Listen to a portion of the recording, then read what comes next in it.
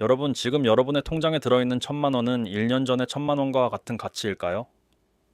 결론부터 말씀드리면 그렇지 않을 확률이 높습니다. 우리가 아무것도 하지 않고 원화 현금만 보유하고 있었다면 인플레이션과 환율 변동으로 인해 내 자산의 실질적인 구매력이 깎여나가는 것을 경험했을 가능성이 큽니다. 단순히 물가가 올라서 힘든 게 아닙니다. 더 본질적인 고민은 원화라는 화폐의 상대적 가치가 예전만큼 견고하지 못하다는 데 있습니다. 오늘 영상에서는 원화 자산에만 쏠린 포트폴리오의 위험성을 점검하고 달러, 금, 해외 자산의 비중을 어떻게 나누면 좋을지 현실적인 시나리오를 통해 정리해 드리겠습니다. 우리가 가장 먼저 직면해야 할 사실은 원화 약세의 구조화 가능성입니다. 과거에는 환율이 1200원만 되어도 위기라고 생각했지만 이제는 1400원대가 새로운 표준처럼 받아들여지는 분위기입니다. 이는 단순히 일시적인 현상이 아닐 수 있습니다. 우리 경제의 핵심인 수출 구조의 변화, 유례 없이 빠른 인구 고령화, 그리고 전 세계적인 공급망 재편 과정에서 원화의 입지가 예전과는 달라지고 있기 때문입니다. 내 자산이 한국이라는 울타리 안에만 갇혀 있다면 세계 시장의 기준에서 내 부의 가치는 상대적으로 정체될 위험이 있습니다. 자, 그렇다면 우리는 어떻게 대응해야 할까요? 무턱대고 자산을 옮기기보다 먼저 구매력 방어라는 개념을 이해해야 합니다. 환율이 오르면 똑같은 해외 상품이나 주식을 살 때 더 많은 원화를 지불해야 합니다. 내 소득이 그만큼 오르지 않는다면 나의 글로벌 소비력은 가만히 앉아서 줄어드는 셈입니다. 이것이 바로 우리가 환 노출 자산을 포트폴리오에 일정 부분 포함해야 하는 이유입니다. 현재 한국 가계 자산의 상당 부분이 부동산과 국내 금융 자산에 과도하게 쏠려 있다는 지적이 많은데 이를 분산하는 전략이 그 어느 때보다 중요해졌습니다. 이제 구체적인 자산 재배치 예시를 살펴보겠습니다. 많은 자산관리 전문가들이 거론하는 고환율 시대의 포트폴리오는 크게 세 가지 축으로 나뉩니다. 바로 기축통화인 달러, 안전자산인 금, 그리고 글로벌 성장을 주도하는 해외 우량 자산입니다. 첫 번째 축인 달러는 내 포트폴리오의 보험과와 같습니다. 한국 경제가 흔들리거나 글로벌 금융시장의 변동성이 커질 때 원화 가치는 하락하지만 달러 가치는 상승하는 경향이 있습니다. 이때 달러를 보유하고 있다면 전체 자산의 하락폭을 어느 정도 상쇄할 수 있습니다. 금융자산의 약 20%에서 30% 정도를 달러 표시 자산으로 구성하는 방안을 고려해 볼 수 있습니다. 단순히 현찰을 쥐고 있기보다 미국 국채나 달러 ETF 혹은 달러로 배당을 주는 미국 우량주를 통해 통화 분산을 실천하는 것이 방법입니다. 두 번째 축은 금입니다. 금은 특정 국가의 신용에 의존하지 않는 유일한 화폐로 불립니다. 인플레이션으로 인해 화폐 가치가 떨어질 때 금은 가장 강력한 방어 수단이 됩니다. 자산의 5%에서 10% 정도를 금으로 채우는 전략이 많이 거론되는데 이때 투자 방식에 따른 차이를 명확히 알아야 합니다.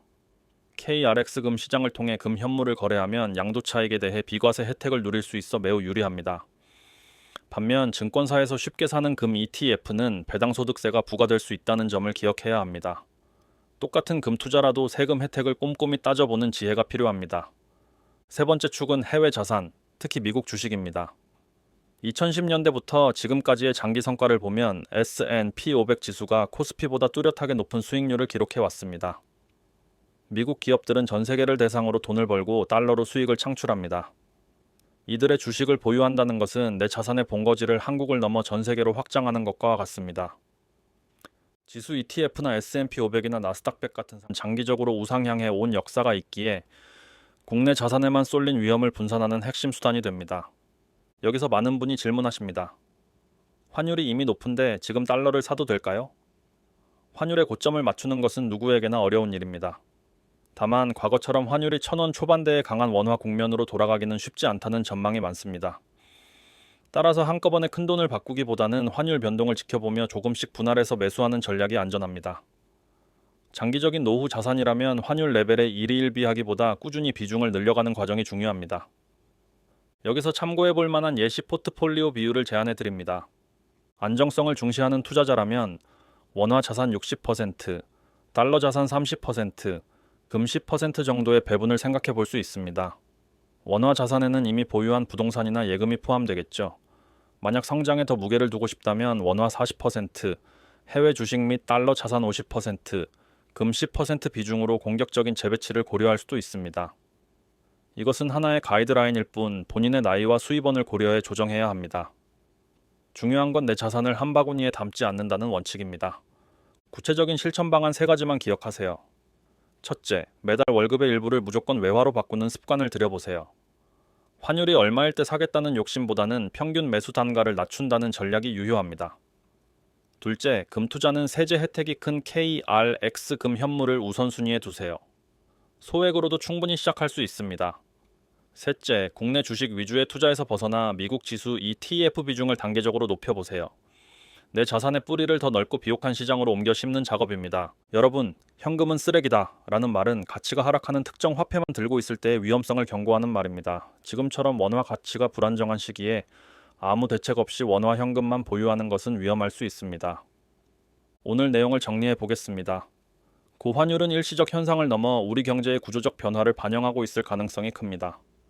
달러와 금은 단순한 투자 상품을 넘어 내 자산의 가치를 지키는 필수적인 방패입니다. 또한 세금 혜택과 장기적인 수익률을 고려해 자산의 거주지를 해외로 넓히는 노력이 필요합니다. 세상은 변하고 있고 돈의 흐름은 더 냉정해지고 있습니다. 내가 한국에 살고 있다고 해서 내 돈까지 한국에만 가둬둘 이유는 없습니다. 오히려 한국에 살고 있기 때문에 미래의 위험을 분산하기 위해서라도 내 자산의 일부는 더 강한 화폐, 더 넓은 시장으로 보내야 합니다. 오늘 당장 여러분의 계좌를 점검해 보세요. 내 자산이 원화라는 좁은 울타리 안에서만 움직이고 있지는 않은지 확인해 보시기 바랍니다. 작은 변화가 훗날 여러분의 소중한 자산을 지키는 거대한 방패가 될 것입니다.